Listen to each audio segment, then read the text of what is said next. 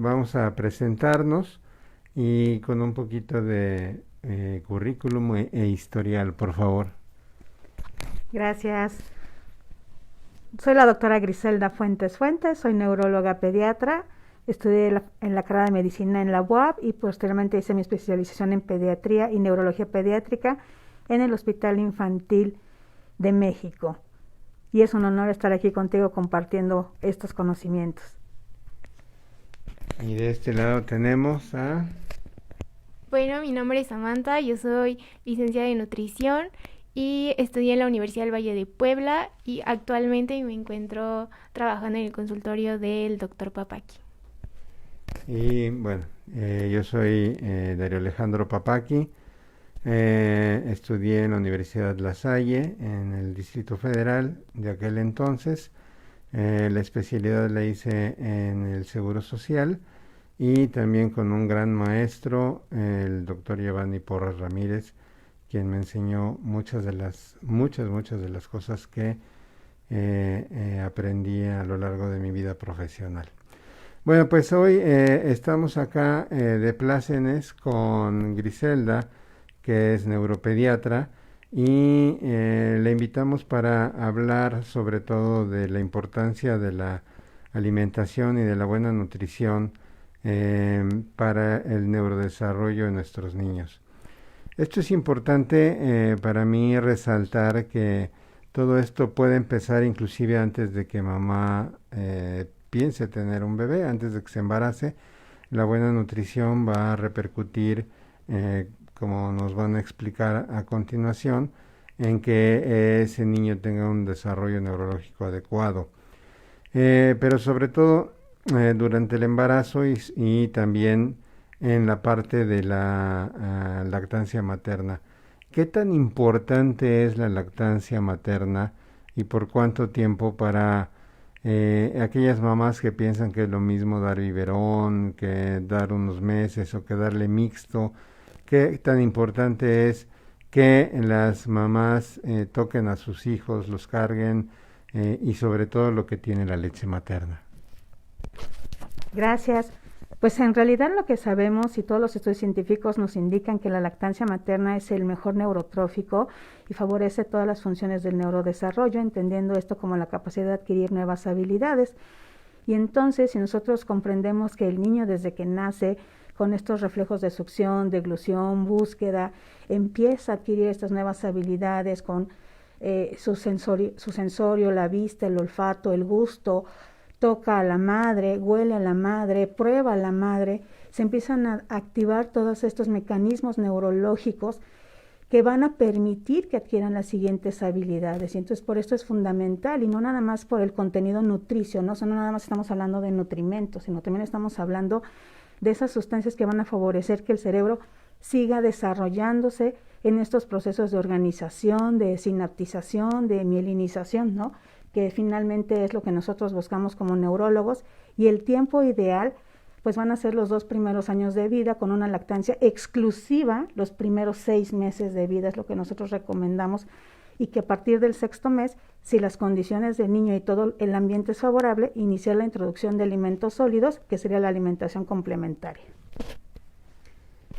Muchas gracias. Y Samantha, yo te quisiera preguntar los elementos que son importantes para la mujer que piensa embarazarse, para la mujer que está embarazada y también para la mamá que está amamantando. ¿Qué elementos de la nutrición son importantes para que el bebé tenga todos los elementos necesarios para que su cerebro y todo su sistema neurológico se desarrolle adecuadamente? Claro que sí, Doc. Mire, para empezar, una mamá antes de que llegue a embarazarse debe de estar bien alimentada, como siempre se los hemos mencionado. Posteriormente, ya cuando está embarazada, lo importante que deben de tomar son omegas 3, omega 6, por el funcionamiento, bueno, para el desarrollo del cerebro del pequeño también. El zinc también es muy importante. El zinc lo podemos encontrar en las carnes, en los lácteos, en el huevo. También es muy importante el yodo, porque el yodo está asociado a que los pequeños lleguen a presentar algún problema de síndrome de Down, está asociado, o algún también problema neurológico. El yodo lo podemos encontrar también en leguminosas como frijoles, lentejas, habas, garbanzos, en el plátano y en los lácteos. Como sabemos, el cerebro es uno de los órganos que tiene mayor cantidad de lípidos, entonces es muy importante que se consuman grasas buenas. No le tengan miedo, porque a veces le tienen mucho miedo a las grasas, pero estas grasas buenas las podemos encontrar en el aguacate, pescado, salmón, en el amaranto, en la chía. Entonces es muy importante que mamá durante su embarazo se suplemente bien de omega, zinc, también de ácido fólico, el yodo, como ya lo había mencionado. Cuando esté lactando también es muy importante que se esté suplementando, sobre todo también que esté consumiendo alimentos ricos en hierro, porque cuando hay una deficiencia de hierro durante la lactancia, también va a haber problemas neurológicos para el pequeño, ¿ok? Griselda, yo te quisiera preguntar, hay muchas veces controversia con las abuelas o con personas que le dicen a las mamás nuevas, no cargues al bebé, lo vas a embrasilar, lo vas a acostumbrar a los brazos, después ya no va a querer estar en su camita, en su cuna. Inclusive les invitan a que lo más pronto posible los separen de la cama, los manden a una cuna, los manden a dormir inclusive a otro cuarto. ¿Qué tan importante para el desarrollo neurológico es el porteo, el cargarlos, el abrazarlos, pues cargarlos la mayor parte del tiempo? Nuestras mamás antiguas, y actualmente en muchas otras partes, con los rebozos, pues andan cargando a su chilpayate para todos lados. Claro que sí. Esta es una pregunta muy común y la realidad es que nosotros como neurólogos siempre favorecemos el apego, el contacto piel a piel.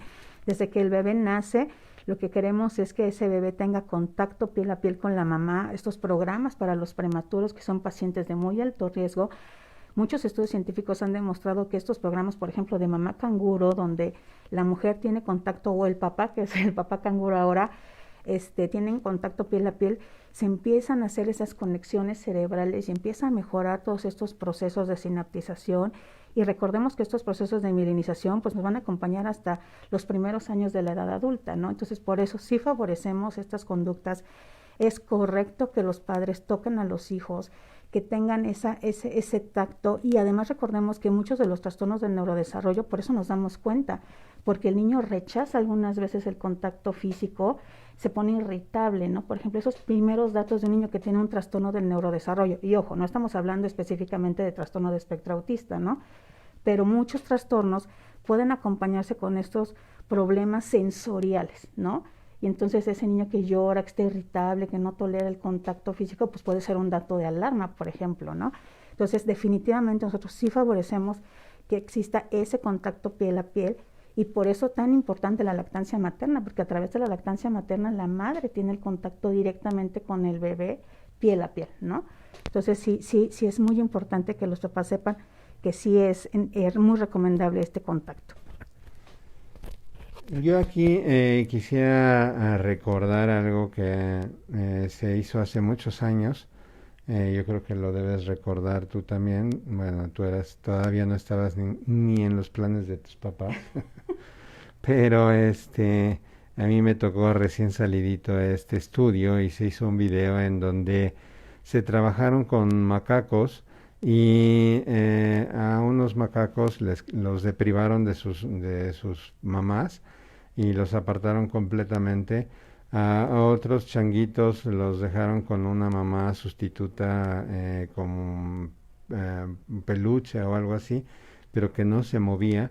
Y a otro grupo de changuitos los pusieron también con una mamá sustituta que tenía su tetina para que se alimentara, pero se columpiaba la mamá, este muñeco se columpiaba, y obviamente otro grupo lo tenían las mamás como siempre, ¿no? Ya al tiempo, bastante tiempo después que querían que se interactuaban con bueno, los integraban al grupo de changuitos, los que estaban completamente deprivados estaban completamente aislados y tenían un movimiento oscilatorio que es muy común en los bebés y en las personas que tienen algún problema sensorial, ¿no? Y eran muy agresivos y no podían socializar. Lo mismo hicieron, bueno, no deprivaron a los niños, pero lo transportaron a casas cuna donde tenían una enfermera por cada 10 niños y estaban poco atendidos, poco tocados, estaban en sus cunas. Y a otro grupo les pusieron una niñera a cada uno y así es como les sustituyeron a la mamá que no tenían y lo tocaban, lo cargaban y también se veía la misma historia, ¿no? El niño con deprivación tenía estos movimientos oscilatorios, ¿no? Y sobre todo una cuestión de rechazo o de problemas de socialización. Esto es, qué tan profundo puede influir sobre todo en la sociedad en los tiempos posteriores y en la gran violencia, en los grandes problemas que estamos teniendo a nivel social. Pues mira, realmente ahorita no tenemos datos precisos, pero lo que sí sabemos es que cada vez tenemos más nativos digitales. Nosotros como pediatras siempre estamos solicitando a los padres que no expongan a sus niños menores de 2 años a aparatos electrónicos y sin embargo, antes de la pandemia, ¿qué escena era muy común que tú veías? Que ibas a un restaurante y tú veías a un niño en la periquera del restaurante y ¿qué estaba haciendo? La mamá le ponía el celular o una tablet y era un niño pequeño, todo el mundo lo hemos visto y eso es incorrecto, es un muy mal hábito de alimentación y también estás interfiriendo con esos procesos de socialización y adquisición de habilidades y por supuesto que estamos hablando de un cerebro que está en constante desarrollo, que está conectando sinapsis, o sea, que está haciendo sus conexiones cerebrales y que está madurando su cerebro y entonces quizá toda esta sobreestimulación o cambios en los estímulos correctos pues sí van a tener una consecuencia y que ahorita lo vamos a ver, ¿no? Cada vez tenemos niños con más berrinches, con más rabietas, con baja tolerancia a la frustración, trastornos de conducta, TDA, trastornos del neurodesarrollo, como hemos visto que han incrementado los diagnósticos de trastorno de espectro autista. Nosotros como pediatras cada vez vemos más casos, ahorita que estamos en el mes de abril, que es el mes del autismo, y que, pues bueno, nos estamos dedicando a difundir toda esta información, pues es súper importante que los papás sepan cómo puede haber consecuencias de estos actos que tú mencionas, ¿no? La deprivación social, y que recordemos que el desarrollo finalmente es influenciado no nada más por factores genéticos y de nutrición, sino también por el ambiente. Y el ambiente consiste en ese afecto, en ese cariño, en ese amor que recibe la persona de sus seres queridos, de su madre, de su padre o de otra persona, ¿no? Que muchas veces los padres tienen que salir a trabajar, es algo ya más común, ¿no? Ahora la mamá también trabaja y delega el cuidado del niño a la abuela o a una persona externa a la familia a la que se le paga para que cuide al niño, ¿no? Pero ¿qué pasa si esa persona todo el día deja al niño en la cuna o en la cama sin estimulación y se la pasa viendo a lo mejor quizá una serie, ¿no? En un programa de televisión, ¿no? Y entonces todo eso va a repercutir negativamente en el desarrollo de este niño, ¿no? Entonces sí es súper importante seguir aconsejando. Primero, evitar el contacto a muy temprana edad con aparatos electrónicos. Dijimos que en menores de 2 años no. Y favorecer estas relaciones sociales, la interacción, el juego. ¿Qué tan importante es el juego en nuestros niños, ¿no? Para su correcto desarrollo, hasta para la nutrición, ¿no? O sea, ¿cómo le enseñas a un niño a comer? Mi hijo no quiere comer verduras, señora, ¿usted come verduras? ¿No? O sea, con el ejemplo, ¿no? Y entonces es así como nosotros vamos dando información a nuestros papás de la importancia de cómo entre el juego, el ejemplo y buenos hábitos, el niño va a crear sus conexiones cerebrales para adquirir nuevas habilidades, ¿no? Y entonces eso es muy importante. Samantha, con respecto también a algo muy importante que pasan por alto muchas veces, sobre todo en la actualidad, y disculpen que lo repita en muchas veces que me han oído o me han leído, la cuestión de el mal manejo de la resolución del embarazo, o sea, del nacimiento del bebé, cuando el 80% o más deberían nacer por parto, está haciendo al revés y está naciendo por cesárea. Y ahí es donde tenemos problemas con el microbioma y después en la no lactancia materna. ¿Qué tan importante es el microbioma? Y si nos podrías explicar un poquito como de qué se trata y qué hace este microbioma con la nutrición, qué alimentos lo promueven desde la lactancia o qué sustancias lo promueven y qué tan importante es para el desarrollo integral y sobre todo neurológico e inmunológico. Claro que sí. Miren, el microbioma se encuentra precisamente en nuestro intestino y bueno, la verdad es que si nacemos por parto, ahí es cuando el bebé, cuando nace por el parto, llega a tragar algunas bacterias buenas, que eso obviamente lo va a colonizar, perdón, y obviamente no se va a estar enfermando tanto. También el contacto de piel a piel es muy importante y lo que siempre les mencionamos aquí a las mamás, que cuando le den pecho a su bebé, lo ideal es que estén descubiertos. Entonces ahí va también a agarrar algunas bacterias el pequeño. Ahora, es muy importante el microbioma porque el microbioma está conectado tanto con nuestro sistema inmunológico como también está conectado en nuestro cerebro. Si nosotros tenemos un mal microbioma, el microbioma son bacterias buenas que se encuentran en nuestro intestino y estas nos ayudan a, bueno, como ya lo mencioné, para que no nos estemos enfermando tanto. Si lo tenemos mal, obviamente, como también está conectado al cerebro, vamos a tener mal humor, vamos a estar tristes, vamos a tener problemas, vamos a estar como muy estresados. Entonces es muy importante que sigamos bueno, si van a ser mamás o si ya son mamás, que sean parto y que estén dando lactancia materna.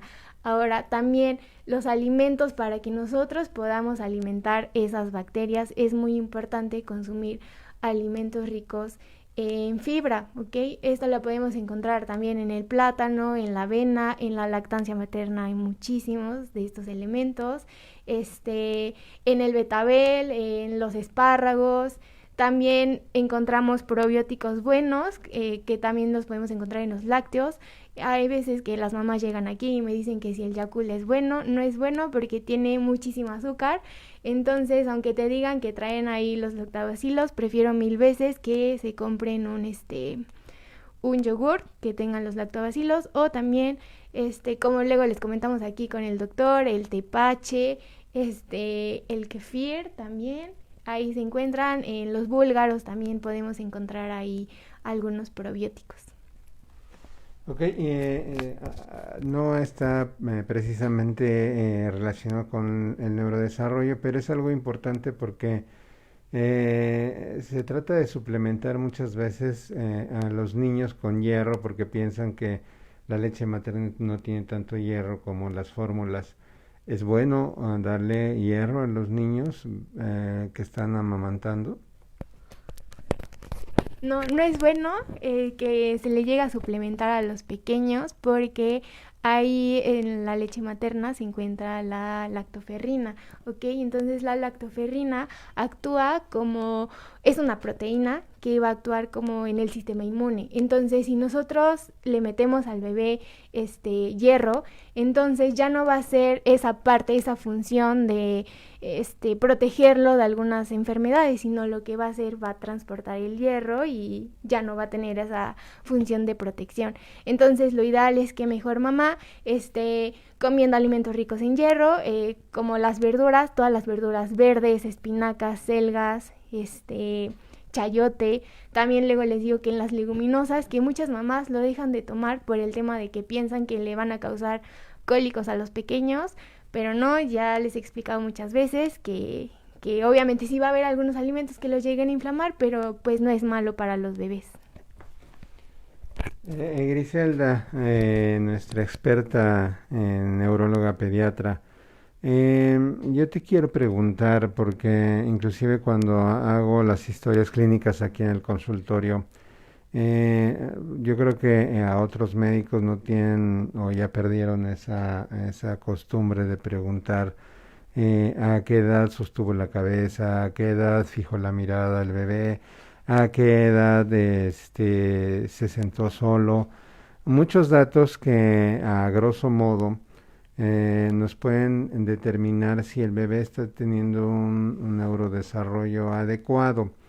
¿Hay alguna prueba? Bueno, primero yo recalcaría que tomaran en cuenta esas cosas y sobre todo a los médicos jóvenes que también las preguntaran, ¿no? Porque al no preguntarle luego yo tengo bebés que de primera vez de 4 o 5 años y les pregunto esas cosas y los papás en su vida les habían preguntado y ni se acuerdan qué pasó por ahí, ¿no?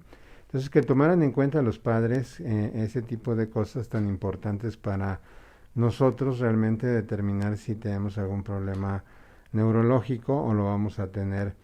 Pero existen algunas pruebas específicas para determinar este neurodesarrollo. Claro que sí, de hecho en toda historia pediátrica debe quedar consignada cómo va el neurodesarrollo del paciente.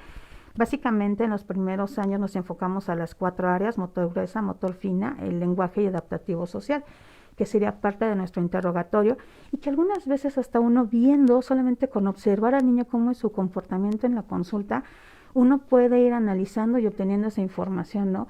Cuando ves que el niño no habla bien, o está agresivo, irritable, o no puede sostener bien su cabeza, o cuando lo estás explorando, si es que lo omitiste durante la historia clínica. En México, un buen amigo, el doctor Antonio Rizzoli, hizo un gran esfuerzo y se realizó la prueba EDI, que es una prueba de evaluación de desarrollo infantil. Y bueno, a nivel público, pues se crearon todos estos EREDIs, todos estos centros para enviar a los pacientes que tuvieran algún dato o alerta, algo que saliera mal en este tipo de evaluaciones, para que sean referidos con especialistas. Y bueno, en medicina privada, pues bueno, nosotros como pediatra lo identificas, ves si es solo un retraso en el desarrollo en un área específica. Por ejemplo, si yo determino que solamente está retrasado el lenguaje, pues bueno, lo primero que quiero descartar es que escuche bien, ¿no? Pero habitualmente ya con el tamiz auditivo, pues ya puedes saber si el niño tiene riesgo de sordera o no, y entonces lo mando a terapia de lenguaje o involucro al neuropediatra y así sucesivamente. Pero definitivamente sí es muy importante, como bien dice doctor Darío, conocer estas pruebas para evaluar correctamente el desarrollo infantil. De manera internacional, pues bueno, tenemos otro tipo de pruebas o tamizajes. La verdad es que no es tan sencillo elaborarlas en una consulta, pues cuánto tiempo tardaríamos en evaluar cada de estas áreas, pero sí de manera muy específica, y pues con el tiempo tú vas haciendo tu rutina de la consulta y vas valorando cómo va a ser el desarrollo de ese niño y vas haciendo preguntas muy específicas. Yo también agregaría, por ejemplo, cómo son los hábitos del sueño, ¿no? Que eso es algo súper importante, ¿no? Y que luego se nos olvida en la consulta y que tiene un tremendo impacto en el desarrollo del niño, si duerme bien, si es un sueño, si tiene una buena latencia, o sea, si tiene dificultad para iniciar o para mantener el sueño, que es algo que cada vez vemos más frecuente, y ahorita en el contexto pandemia sería muy interesante. Estoy segura que has visto cada vez más esas mamás que te vienen y te dicen que su niño o su hija tienen problemas para iniciar o mantener el sueño, y que en el día andan irritables o que tienen otros cambios conductuales, y que finalmente va asociado a lo mismo, ¿no? Y entonces, no nada más es hablar de las áreas de neurodesarrollo, sino cómo está el rendimiento escolar, si es un niño escolarizado, por supuesto, cómo va el sueño, y todas estas áreas se van a ir evaluando para detectar si hay algún problema y hacer un correcto diagnóstico. Eso es como lo principal en una consulta del pediatra. Y bueno, lo importante ahorita es cómo esta nutrición y cómo estos cambios pueden afectar, y es bilateral, ¿no? O sea, cómo todo este ambiente que rodea al niño ahorita en la pandemia, pues que está en su casa, que no ve a sus compañeros, no ve a sus pares, no hay ese juego con su mejor amigo, y que de un fin de semana a otro dejó de verlo, ¿no? Bueno, y ahora que esperemos que esto cambie, pues bueno, vamos a ver las consecuencias, ¿no? Ahora sí vamos a poder evaluar qué tanto rezago académico, qué tanto problema hubo durante esta pandemia. ¿Cuántos niños hemos visto que han regresado con sobrepeso porque ya no hacen actividad física, porque nos volvimos más flexibles, más permisibles con las comidas, y que ahora los niños ya están consumiendo edulcorantes que que no los recomendamos, por ejemplo, y toda esa parte es súper importante tomar en consideración. Pero definitivamente hay pruebas muy sencillas, las pruebas EDI, que ya están validadas y que podemos descargar de las páginas de internet, o algún tamizaje que vienen ya específicas las 4 áreas y que tú puedes implementar en tu consulta de manera muy rápida y muy sencilla, y que ya vienen algunas hasta de colores, ¿no? O sea, tú identificas a tu niño por edades, ¿no? Mi hijo tiene 8 meses y entonces veo las áreas motoras, la motor gruesa, la motor fina, el lenguaje y el adaptativo social, y voy tachando qué habilidades tiene y cuáles están en proceso. Y entonces, depende de cómo esté este tamizaje, pues bueno, decidimos si el niño va acorde a lo esperado o todavía le damos un tiempito más. Ejemplo, cuando camina, ¿no? Es como una competencia, ¿no? ¿Has visto? Mi hijo caminó a los 11 meses, ¿no? Pero el segundo ya tiene 1 año, 4 meses y todavía no camina, ¿no? Entonces, ¿ese está mal o cómo responderíamos? Bueno, le voy a dar 1 mes más, porque si llega a los 18 meses sin tener una deambulación independiente, entonces sí, es una bandera roja, por ejemplo, ¿no? Sí, claro. Aquí hay mucha tela de donde cortar y muchas preguntas, ¿no? Al respecto. Hay evaluaciones rápidas, por ejemplo, hay una escala que se llama Denver, que se puede hacer como que más fácil en el consultorio. Ya es muy antigua, pero pienso yo que es muy válida todavía, ¿no? Pero esta prueba EDI, que es, como dijo la doctora, la evaluación del desarrollo infantil, inclusive es una prueba que se hizo aquí en México, que se creó aquí en México y que se validó a nivel internacional ya. Y yo te invito, Griselda, nuestra neuróloga pediatra de cabecera, a que hagamos juntos como tú dices, evaluarlo en la consulta normal, y sobre todo si bien con alguna afección, pues el papá y la mamá quieren que le resolvamos, que veamos por qué tose, por qué tiene diarrea, y no nos andemos por las ramas preguntando a qué hora sostuvo la cabeza o si la mirada y todas esas cosas, ¿no? Pero que en su momento tengamos un sistema o un momento o ofrecerle a nuestros pacientes, junto también con la evaluación nutricional, específicamente que vinieran a una evaluación nutricional y a una evaluación de neurodesarrollo, ¿no?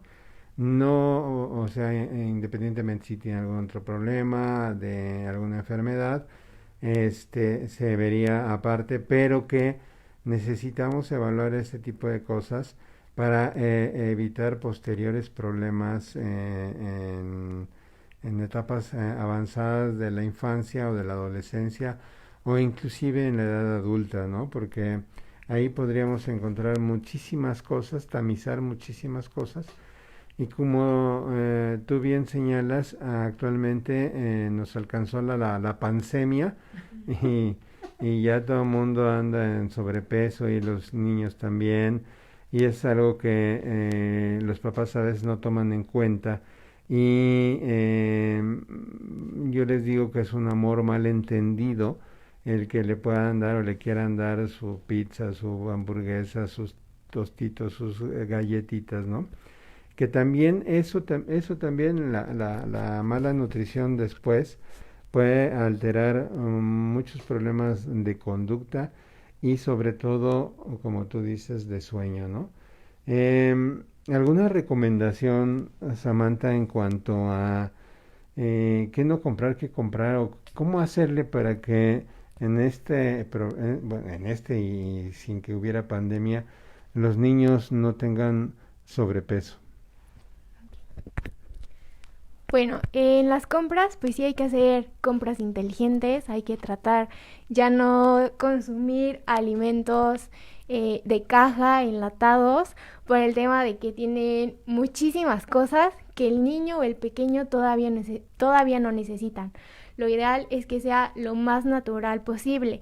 Recuerden, el 80% de los alimentos que sean natural y el 20% que sean, por ejemplo, cosas de caja, ¿no? No sé, pastas, entre otras cosas. Ahora, lo que yo siempre les digo a los papás, Antes de los 2 años, ningún niño debe de consumir azúcar. Posteriormente ya pueden, pero lo que siempre les explico, a un niño pues no le voy a quitar algún dulce, pero sí ustedes deben de escoger algún día en especial en donde, bueno, te voy a dar la paleta, hoy vamos a comer alguna pizza, pero una pizza que tenga algunos vegetales, ¿no? No la típica que nos venden con 3 quesos y con pepperoni, ¿no? Que siempre tenga alguna verdura su pizza o algún otro alimento que sea también de comida rápida. Ahora es muy importante que sí pongan a hacer ejercicios a los pequeños, como les hemos dicho también aquí en el consultorio, vayan, llévenselo a los parques, que estén con sus bicis, con los patines, jugando fútbol, no sé, cualquier deporte, pero por lo menos 30 minutos deben de salir los pequeños y no estar tanto tiempo en el celular. Si aún así ya toman clases casi toda la mañana, están detrás de una computadora, ahora imagínense que después se vayan a ver, no sé, unas 4 horas viendo la tele. Entonces lo ideal es que mejor los saquen a algún parque o si tienen algún patio, ahí pónganse a jugar con los pequeños. Hace un momento, Griselda, mencionaste algo bien interesante sobre el sueño, que puede tener también mucho que ver con la buena alimentación, los hábitos de alimentación y patrones de sueño. ¿Qué tiene que ver el sueño? ¿Qué tiene que ver la melatonina? ¿Qué tiene que ver la serotonina con la luz del día? ¿Y qué tiene que ver todo esto con la neuroplasticidad? Excelente pregunta y es algo que siempre hacemos mucho énfasis durante la consulta. Resulta ser que los niños tienen que estar en la cama más tardar 8:30 de la noche para que a las 9 en punto ya estén dormidos. Recordemos que existe lo que se llama el ciclo circadiano y entonces depende mucho de la exposición a la luz y a la oscuridad y entonces nuestro cerebro de manera natural empieza a segregar sustancias que llamamos hormonas y neurotransmisores, entre ellos estas sustancias que acabas de mencionar, melatonina, serotonina y otros químicos que nos ayudan a, pues de alguna manera, mejorar la homeostasis o la funcionalidad de nuestro cerebro. Recordemos que el sueño es una función cerebral, ¿no? Y entonces, una tercera parte de tu vida tienes que dormir. El día tiene 24 horas y el sueño en los niños se recomienda al menos de 8 a 10 horas, ¿no? Dependiendo tu edad. Hay niños que tienen que dormir de 10 a 12 horas, como los niños más pequeños, los lactantes, ¿no? Pero bueno, si estamos hablando de un grupo escolar, donde la mamá, bueno, la familia involucra esta higiene de sueño y que tiene que haber límites y reglas y que debe haber una rutina de sueño donde a qué hora va a ser el último alimento, a qué hora va a ser la última bebida para evitar que el niño tenga despertares en la noche y que tenga que ir a levantarse para hacer pipí, por ejemplo, ¿no? O aquellas rutinas que los papás están en el control de esfínteres y cada 2 o 3 horas están despertando para llevar al niño al baño, le están fraccionando el sueño, bueno, toda la familia, ¿no? O sea, toda esta parte es súper importante y cómo la melatonina y cómo esta sustancia ayuda a regular este sueño. Y por ejemplo, en estos chicos que tenemos las famosas disopnias, que son las dificultades para iniciar o mantener el sueño, nos ayuda el aporte de estas cantidades de melatonina que damos en la consulta farmacológica, porque ya ves que también se pone de moda otro tipo de productos y que bueno, al final bajo vigilancia farmacológica y demás responde y regulamos muy bien este sueño, pero siempre tiene que ir acompañado de unas recomendaciones generales. ¿Cómo es el ambiente? Tiene que estar totalmente oscuridad. Eso es súper importante. ¿Cuántas veces le decimos a los papás que retiren de la habitación del niño la televisión? Los niños ya tienen tablets, ya tienen celulares y son las 10, 11, 12 de la noche y el niño sigue con su aparato electrónico o el adolescente. Y entonces es algo muy importante explicarles que ya no deben de tener acceso a esos dispositivos para la hora de ir a la cama a dormir, que tienen que dormir con ropa cómoda, que la ropa de cama también tiene que ser la adecuada, que tiene que ser una habitación bien ventilada, que tiene que tener comodidad, almohada, ya sabes, las recomendaciones básicas. Si es un niño pequeño, hay que hacer una rutina, la mamá favorecer con la lectura de un cuento, ¿no? Y también el contenido del cuento, ¿no? No le voy a contar algo que tenga exactamente, ¿no? que también eso ha pasado que no supervisamos el contenido de las lecturas, ¿no? Y entonces tienen que ser, bueno, todos estos detalles es muy importante porque cada vez vemos más problemas de sueño y que algunas veces sí se convierten en verdaderos trastornos del sueño, ¿no?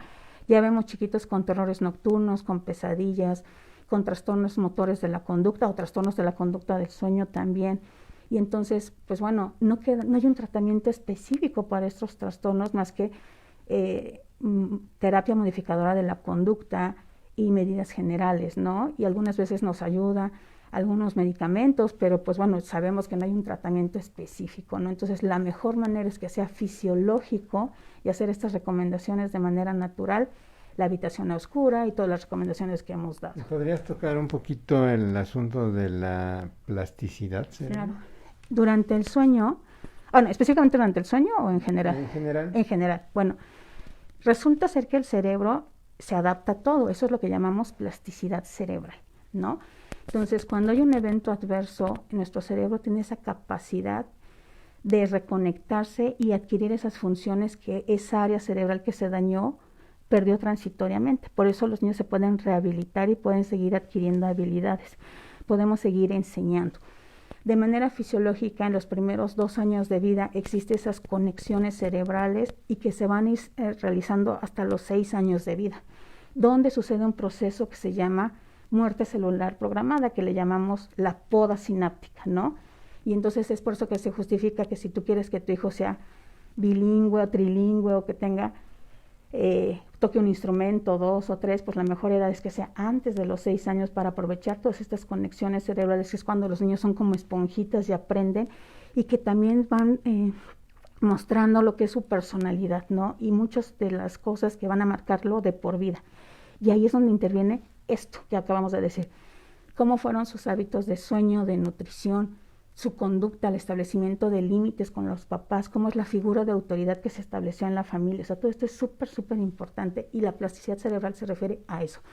Cómo el cerebro se adapta a estos cambios y cómo sigue adelante, como dicen en los textos más recientes, ¿no? El cerebro es resiliente, ¿no? O sea, resiliente, perdón, ¿no? Entonces, a eso se refiere. Gracias.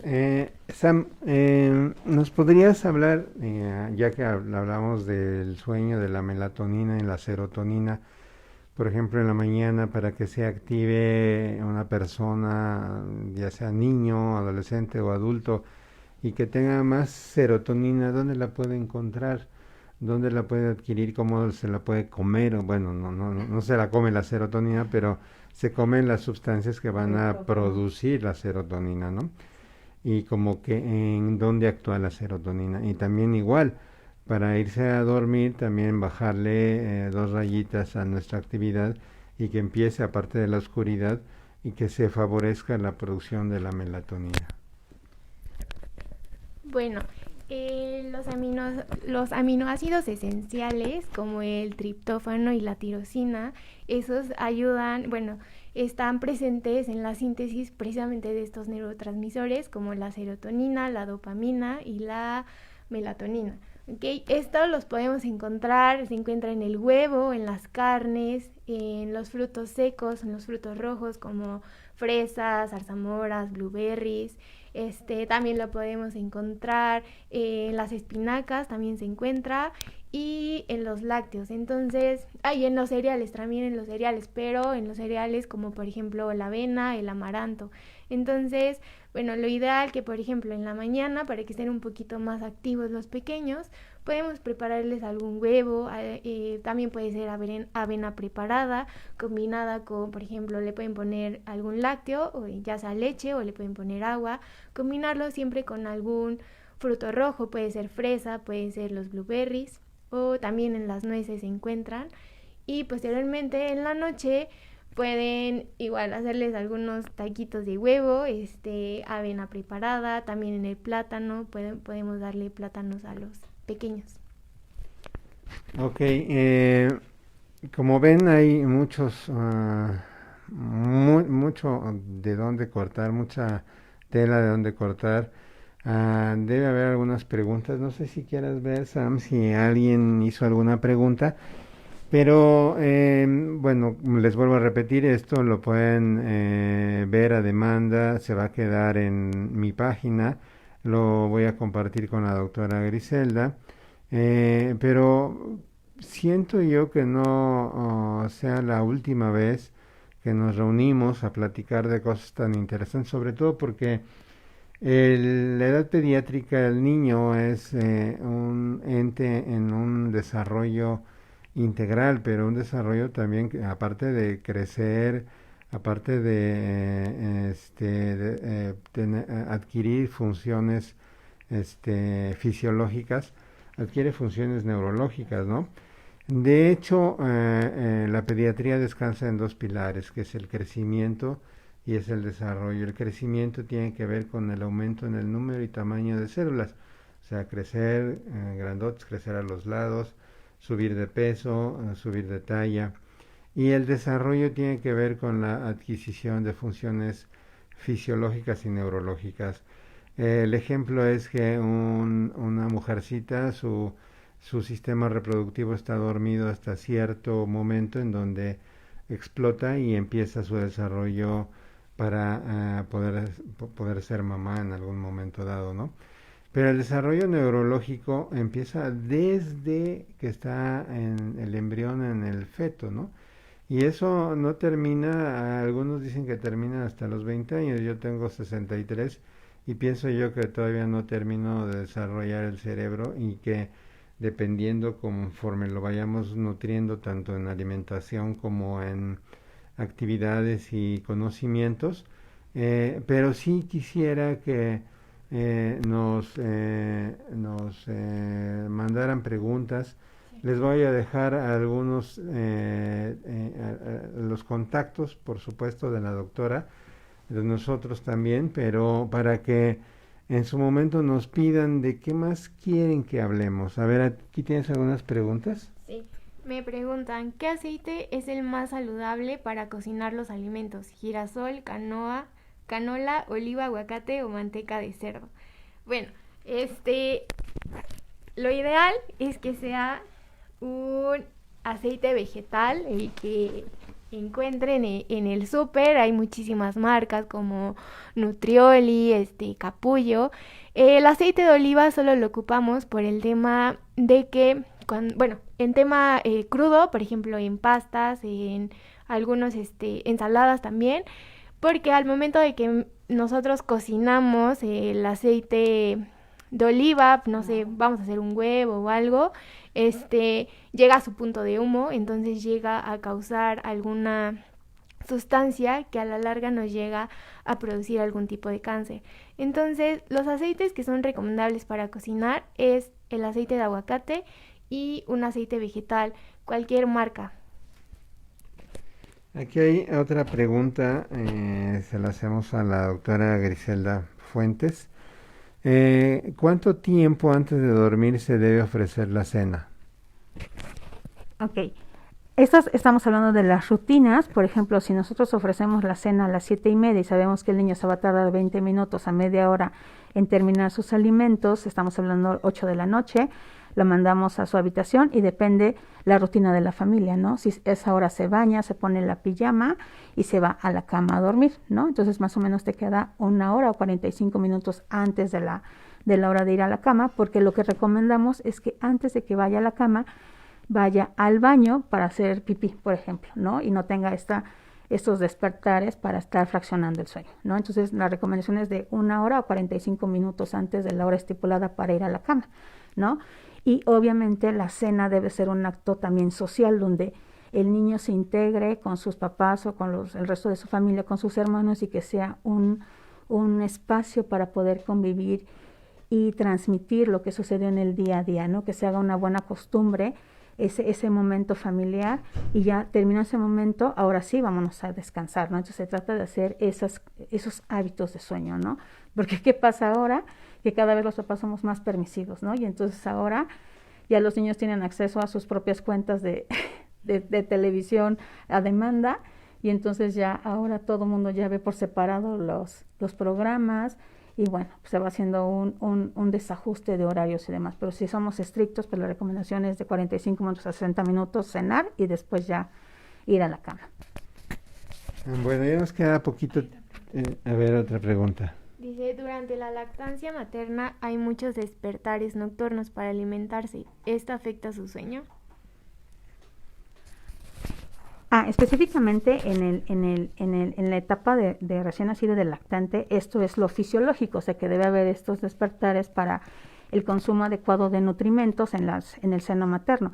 Recordemos que en esta etapa de la vida es el mayor periodo de crecimiento en masa encefálica, que es cuando los primeros 2 años crece el perímetro cefálico de 35 centímetros hasta 50 centímetros, o sea, nunca más se va a observar este crecimiento encefálico en el resto de nuestra vida, y por eso es esta necesidad constante de estarse alimentando, y en el seno materno encontramos todo lo que necesitamos y suficiente para que estos procesos se lleven a cabo. Entonces es normal que se lleve a cabo estos procesos de cada 2, o sea, un niño que se alimenta con seno materno, tenemos mamás que nos comentan, ¿no? Doctor, es que mi hijo se despierta cada hora, ¿no? O sea, no dormimos, ¿no? Está conectado, ¿sí? Eso es lo normal, ¿no?